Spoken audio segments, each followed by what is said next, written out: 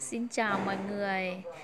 Hôm trước thì có rất nhiều bạn nhắn tin hỏi mình là bây giờ muốn đăng ký kênh YouTube của một người bạn nào đó, mà người ta gửi cái link YouTube đó cho mình ở trong phần tin nhắn hoặc là ở trên trang cá nhân của họ. Mình muốn đăng ký giúp họ thì làm như thế nào? Cứ nhấn vào rồi đăng ký không được. Giống như kiểu nó bắt mình phải đăng nhập ấy. Thì hôm nay mình sẽ giới thiệu cho các bạn một cách rất là đơn giản để các bạn có thể đăng ký kênh YouTube của bạn ngay trên Facebook của mình mà không cần phải qua có tài khoản. Bây giờ chúng ta sẽ vào Facebook.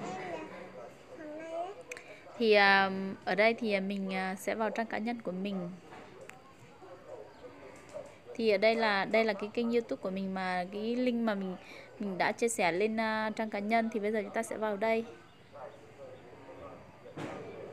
Thì khi các bạn mở được cái kênh YouTube nó đã mở được như thế này thì chúng ta không cần phải đăng ký ngay, mà các bạn chú ý lên cho mình 3 cái dấu chấm ở trên cùng đây.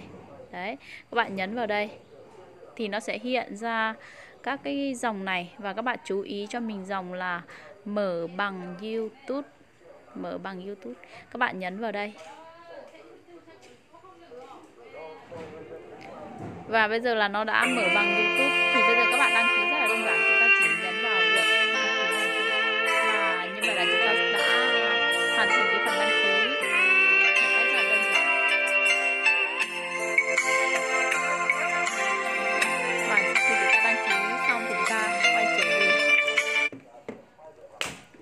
Mình vừa giới thiệu cho các bạn cách đăng ký YouTube qua Facebook, thì các bạn nhớ áp dụng để làm nhé.